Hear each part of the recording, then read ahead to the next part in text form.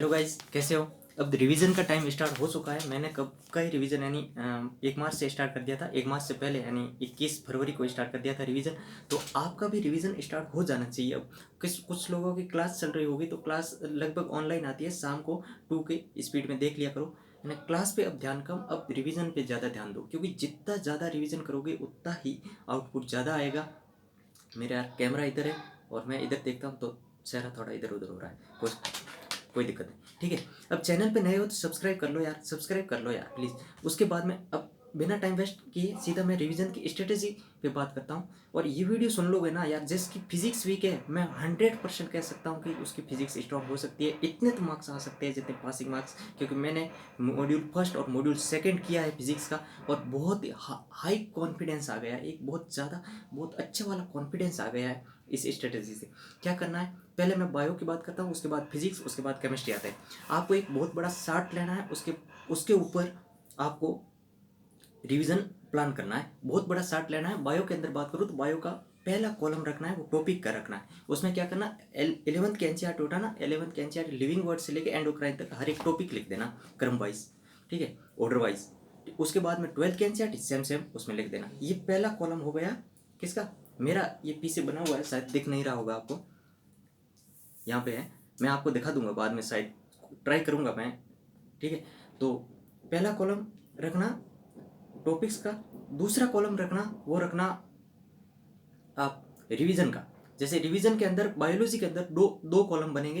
पहला कॉलम होगा वो एनसीईआरटी का, दूसरा कॉलम होगा नोट्स या मॉड्यूल, ठीक है। तो मैं सजेस्ट करूंगा मैक्सिमम एनसीईआरटी। अब क्या करना है, जैसे जैसे रिवीजन हो ना, कि लिविंग वर्ड की एक बार रिवीजन कर लिया तो एक लाइन उसमें आ जानी चाहिए, एक लाइन खींच देना, ठीक है।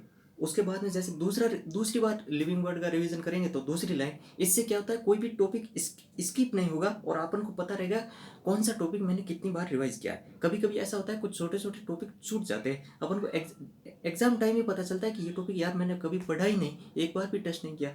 तो वो सिचुएशन नहीं रहेगी। वो एक चार्ट आपके सामने लगा रहेगा ना, वॉल पे चिपका हुआ, तो आपको ये सिचुएशन नहीं आएगी कि कौन सा टॉपिक कितनी बार पढ़ा है नहीं पढ़ा है। और इससे एक जब टिक लगता है ना, एक फील आता है कि हाँ यार इतना कर लिया, अब इतना बाकी है, इतना इतना आगे बढ़ने का एक मन करता रहता है, ठीक है।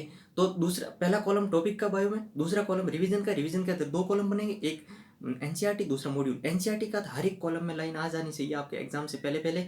और दूसरा जो कॉलम है मॉड्यूल का, उसमें जैसे जेनेटिक्स है, मोलिकुलर बेसिस ऑफ इनहेरिटेंस है, बायोटेक है, ऐसे टॉपिक्स के आप मॉड्यूल से पढ़ना थोड़ा ज़्यादा अच्छा रहता है ना। दोनों पढ़ना, एनसीईआरटी एंड मॉड्यूल दोनों। वैसे एनसीईआरटी से बाहर कुछ नहीं आएगा, लेकिन फिर भी इन टॉपिक का मॉड्यूल मैं सजेस्ट करूँगा, ठीक है। बाकी आपकी मर्जी, आपको लगता है जिस टॉपिक में आपको मॉड्यूल से ज़्यादा अच्छे समझ में आता है तो वो मॉड्यूल से पढ़ लो। जैसे कि सेल डिवीजन है, वो मॉड्यूल में बहुत अच्छा दे रखा है, इतना अच्छा एनसीईआरटी में नहीं है, लेकिन आता एनसीईआरटी से बाहर कुछ नहीं है ये। तो फिर आता है क्वेश्चन प्रैक्टिस। तो क्वेश्चन प्रैक्टिस के अंदर बायो के अंदर सिर्फ दो ही कॉलम बनाना, एक तो एक्सरसाइज सेकंड का और दूसरा एनसीआर। एनसीआर को मैं रिवीजन के थ्रू नहीं, क्वेश्चन प्रैक्टिस के थ्रू लेता हूँ। आप कोई भी चैप्टर पढ़ो, उसके बाद एनसीआर लगाओ, इसका मतलब आपने उसकी बहुत अच्छे से क्वेश्चन प्रैक्टिस कर ली है, क्योंकि एनसीआर के अंदर लाइन टू लाइन क्वेश्चन ही तो दे रखे हैं। तो एनसीआर लास्ट आप एग्जाम मोमेंट में जाओ ना, 2 बार एनसीआर हो जानी चाहिए। उससे आपके एनसीईआरटी की हज़ारों लाइनें क्लियर हो जाएगी, हज़ारों लाइनें आपको याद हो जाएगी, ठीक है। ये तो हुआ बायो का। अब जिसकी फिजिक्स कमजोर है ना भाई साहब, ये सुन लेना, आपकी मैं प्रोमिस करता हूँ, आप एक मॉड्यूल कर लेना, मॉड्यूल फर्स्ट कर लेना, आपको फील हो जाएगा कि कितना इफेक्टिव है। आप ऐसे करना, फिजिक्स के अंदर पहला कॉलम टॉपिक का, दूसरा कॉलम आप रिवीजन का बनाना। रिवीजन के अंदर दो कॉलम, एक नोट्स होंगे, दूसरा मॉड्यूल। मैं सजेस्ट करूंगा जिसका जो टॉपिक जितना वीक है ना, क्लास में समझ में नहीं आया है या कुछ भी हुआ, तो उसके लिए वो मॉड्यूल पढ़े। मॉड्यूल में बहुत सी थ्योरीज और बहुत अच्छे कॉन्सेप्ट दे रखे हैं, जिससे समझ में आ जाता है। टीचर क्या करते हैं, कुछ थ्योरी स्किप कर देते हैं, क्योंकि वो मतलब थोड़ा लेवल से पढ़ाते हैं, ठीक है। बताते सब कुछ है, लिखाते नहीं है, तो फिर अपन भूल जाते हैं। तो मॉड्यूल में सब कुछ लिखा हुआ है, कुछ सीधा समझ में, इक्वेशन से समझ में नहीं आया तो वो थ्योरी में समझ में आ जाएगा, तो इसे क्लियर हो जाएगा। और मैं मेरा बताता हूँ कि मेरे फ्लूइड मैकेनिक्स इतनी वीक थी, फ्लूइड मैकेनिक्स और ये प्रॉपर्टीज ऑफ मैटर वाला चैप्टर इतना वीक था कि कुछ समझ में ही नहीं आता। मैंने मॉड्यूल से पढ़ा, सारे के सारे क्वेश्चन बन रहे, पूरा का पूरा क्वेश्चन बन रहे। और दूसरी बात, फिजिक्स के अंदर कोई भी टॉपिक रिवाइज, कंप्लीट रिवाइज तब माना जाएगा, या तो आप उसके नोट्स के सारे क्वेश्चन अच्छे से करो, या फिर आप मॉड्यूल पढ़ रहे हो तो इलिस्ट्रेशन और बिगनर बॉक्स कंप्लीट करो, तो उसको रिवीजन करना माना जाएगा, ये रिवीजन माना जाता है। ऐसे ही टिक मत लगाते, जब तक बिगिनर बॉक्स इलस्ट्रेशन नहीं कर लेते हो तो रिवीजन वाले कॉलम में भी टिक मत लगाना। और सेकंड जो कॉलम होगा, फर्स्ट कॉलम टॉपिक का, सेकंड कॉलम रिवीजन का, थर्ड कॉलम होगा वो होगा इसका क्वेश्चन प्रैक्टिस का। क्वेश्चन प्रैक्टिस के अंदर फिजिक्स के अंदर पहला कॉलम रखना, वो रखना ये सॉल्व एग्जाम्पल दे रखे हैं मॉड्यूल के अंदर इसका यानी इलस्ट्रेशन का। सेकंड रखना बिगिनर बॉक्स का यानी बीबी का। तो फर्स्ट इलस्ट्रेशन, सेकंड बीबी। तो ये हर एक चैप्टर के टिक लग जाने चाहिए आपके एग्जाम से पहले, हर एक कंपलसरी है ये दोनों करना। और तीसरा कॉलम होगा वो एक्सरसाइज फर्स्ट का हुआ, चौथा एक्सरसाइज सेकंड का, फिर एक्सरसाइज थर्ड। तो एक्सरसाइज फर्स्ट टाइम कम है तो आप छोड़ सकते हैं, एक्सरसाइज फर्स्ट टाइम कम है तो आप छोड़ सकते हैं। पहले एक्सरसाइज सेकंड कर लेना, फिर क्रॉप कर लेना, उसके बाद में टाइम बचता है तो एक्सरसाइज सेकंड पे आना। तो चौथा वो एक्सरसाइज थर्ड के कॉलम के बाद आएगा कॉलम जो आएगा क्रॉप का, उसके बाद में आएगा वो आएगा एनसीईआरटी सॉल्व एग्जाम्पल एनसीईआरटी के अंदर जो सॉल्व एग्जाम्पल दे रखे हैं उनका। अगर कोई स्टूडेंट इन सबको एक्सरसाइज फर्स्ट को छोड़ के बाकी सबको कर लेता है ना, कॉलम हर एक में एक एक लाइन आ जाती है ना, तो फिजिक्स का उसका एक भी उस टॉपिक से क्वेश्चन गलत होने नहीं होगा, मैं गारंटी देता हूँ। अगर बाय द वे पूरी फिजिक्स ऐसे पढ़ता है ना वो, तो इसके 40 क्वेश्चन फिजिक्स में सही हो जाएगी, गारंटी है मेरी, गारंटी। क्योंकि मैंने क्या किया, module first and module second दोनों इस तरह से कंप्लीट कर लिया। उसके बाद में मैंने जो प्रीवियस ईयर के पेपर थे वो लगाए, तो मुझे रियलाइज़ हो गया कि फिजिक्स जो मैं वीक समझता था ना, इस तरह से कर रहा हूँ, बहुत अच्छी स्ट्रांग हो रही है। आप भी ट्राई करना, ठीक है। उसके बाद ये फिजिक्स की बात हो गई, ठीक है। उसके बाद में आप आते हैं केमिस्ट्री में। केमिस्ट्री के अंदर मैं सजेस्ट करूँगा आप फिजिकल केमिस्ट्री है एज ए टीज जो फिजिक्स वाले कॉलम बने हैं इसी के नीचे, फिजिक्स के टॉपिक के नीचे फिजिकल केमिस्ट्री रख देना, क्योंकि फिजिकल केमिस्ट्री के अंदर सेम ही तो है जैसे फिजिक्स की तरह, उसी के अंदर सब कुछ करना। बस एक फर्क आता है, क्रॉप की जगह वहाँ ग्लांस आ जाएगा। लेकिन मैं सजेस्ट करूँगा, मैंने ऐसा किया कि जो फिजिक्स के टॉपिक थे, फिजिक्स के टॉपिक खत्म हुए उसके नीचे फिजिकल केमिस्ट्री रख दी। अब ऑर्गेनिक इनऑर्गेनिक के अंदर भी मैंने सेम किया। पहला टॉपिक, पहला कॉलम टॉपिक का, दूसरा रिवीजन का। रिवीजन के अंदर मैंने नोट्स और एनसीईआरटी रखा, ठीक है। उसके अंदर मॉड्यूल इन्वॉल्व नहीं किया इनऑर्गेनिक और ऑर्गेनिक के अंदर, ठीक है। नोट्स और एनसीईआरटी, ठीक है। पहले नोट्स पढ़ूंगा, उसके बाद एनसीईआरटी, उसके बाद में मैंने बिगिनर इलस्ट्रेशन, बिगिनर बॉक्स और एक्सरसाइज फर्स्ट, एक्सरसाइज सेकंड और एक्सरसाइज थर्ड और ग्लांस, ठीक है। इसमें एनसीईआरटी पढ़ना इंपॉर्टेंट है, ठीक है। नोट्स और एनसीईआरटी दोनों हो जानी चाहिए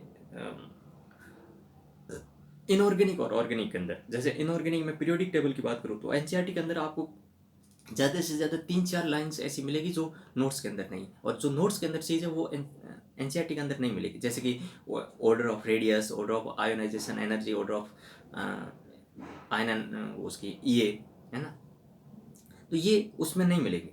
लेकिन यहाँ इसके भी क्वेश्चन आते हैं, तो नोट्स भी बहुत ज़रूरी है। लेकिन 2-4-5 लाइन ऐसी मिलेगी जैसे कि लिथियम की साइज़ होती है वो आयोडीन से बड़ी होती हैं, ऐसी ऐसी कुछ बातें मिलेगी जो अपन के नोट्स में नहीं होती है। तो वो लाइन कभी आ गई तो गड़बड़ हो सकता है, ठीक है। तो इसलिए एनसीईआरटी ज़रूर पढ़ लेना, पूरी की पूरी इनऑर्गेनिक एनसीईआरटी पढ़ना, पूरी की पूरी ऑर्गेनिक की एनसीईआरटी पढ़ लेना, ठीक है। और जैसे जैसे रिवाइज होता है ना, एक एक टिक लगाते जाओ। और मेरा ये सजेशन है कि एक बार का रिवीजन, फर्स्ट रिवीजन आप प्रॉपर करो, जिसके अंदर मैं ये मानता हूँ, मेरी फिजिक्स वीक है तो मैं फिजिक्स को अंदर किसी भी टॉपिक को पहले एक दिन, पहला दिन देता हूँ, वो देता हूँ उसके नोट्स या थ्योरीज पढ़ने का। जो इलस्ट्रेशन बिगिनर मॉड्यूल से पढ़ रहा हूँ तो इलस्ट्रेशन बिगिनर बॉक्स साथ साथ कंप्लीट हो जाते हैं और थ्योरी भी कंप्लीट हो जाती है। और सेकंड डे होता है वो रखता हूँ मैं क्वेश्चन प्रैक्टिस का। तो उसमें एक्सरसाइज सेकंड और जितना क्वेश्चन प्रैक्टिस बन सकता है उतना कर लेता है सेकंड, फिर क्रॉप पे आ जाता हूँ ऐसे, ठीक है। जैसे फॉर एग्जांपल, जैसे आज है 12 मार्च, तो 12 मार्च को मैंने काइनेमेटिक्स की थ्योरी पढ़ी, काइनेमेटिक्स की थ्योरी पढ़ूंगा, ठीक है। और 13 मार्क्स को मैं क्या करूँगा, काइनेमेटिक्स के क्वेश्चन प्रैक्टिस करूँ। अब 12 मार्क को काइनेमेटिक्स की थ्योरी होगी ना, तो मैं थ्योरी वाले कॉलम में टिक लगा दूँ। अब 13 मार्क्स को जो भी मैं क्वेश्चन प्रैक्टिस, जैसे इलस्ट्रेशन की है, बिगिनर बॉक्स की है, तो इलस्ट्रेशन बिगिनर बॉक्स वाले मैं एक एक लाइन लगा दूँ। लाइन लगानी, टिक नहीं करना, क्योंकि दूसरा टिक बड़ा होता है, लाइन सीधी एक स्ट्रेट लाइन आएगी ऐसे, वन लिखते हैं ना वैसे। तो वो क्या, सेकेंड रिवीजन करेंगे तो उसमें एक और लाइन ऐड कर देंगे, थर्ड करेंगे एक और लाइन ऐड कर देंगे, ऐसे ऐसे अपन ऐड करते जाएंगे, ठीक है। और अब जैसे आज 12 मार्च हो गया, तो आपका फर्स्ट रिवीजन है ना, यानी 45 डे में कंप्लीट हो जाना चाहिए। कुछ इस तरह से प्लानिंग करो, 45 डे के अंदर कंप्लीट हो जाना चाहिए। ठीक है, फर्स्ट रिवीजन।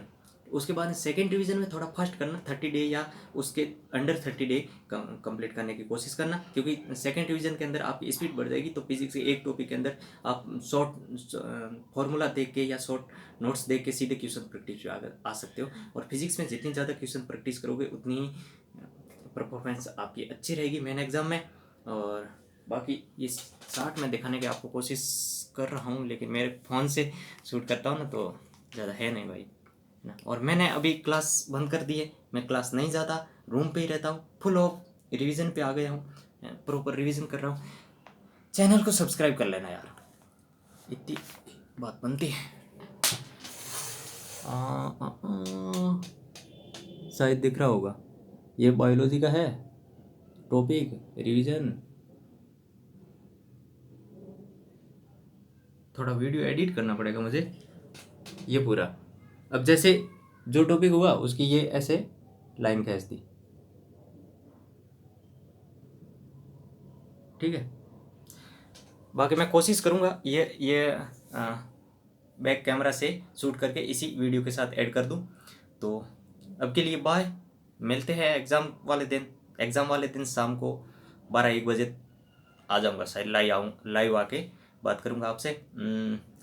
बाकी टेस्ट देते रहना, जितने टेस्ट दे सकते हो दो। एक बार फर्स्ट डिवीजन कंप्लीट होगा तब तक आपके मेजर स्टार्ट हो जाएंगे। अगर जो एलएन में है उनके मेजर स्टार्ट हो जाएंगे। तो जितने टेस्ट दे सकते हो उतने टेस्ट दो। टेस्ट से ही मार्क्स इंक्रीज होते हैं, पता चलता है कितना याद हुआ कितना नहीं हुआ। और फिर आगे रिवीजन सेकंड, रिवीजन थर्ड। ज़रूरत हुई आप कमेंट बॉक्स में बताना, अगर किसी को ज़रूरत हो रिवीजन सेकंड की स्ट्रेटजी तो वो भी बता दूंगा, ठीक है।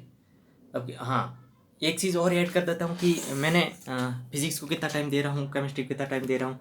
तो अभी फ़िलहाल के लिए है ना, मैं क्या करता हूँ, सुबह 5 बजे उठ जाता हूँ। 5 से 5:30 से 5 बजे उठता हूँ, 5:30 से 5:30 तक तैयार हो जाता हूँ। 5:30 से 8:30 तक मैं बायो लेता हूँ। बायो का एनसीईआरटी का एक टॉपिक कवर कर लेता हूँ। कभी कभी नहीं होता है तो वो दूसरे दिन ले जाता हूँ। ऐसा नहीं किया कि करना ही करना और उसमें कुछ स्किप कर देते हैं या फिर मतलब टूटा फूटा रिवीजन करते, ऐसे नहीं।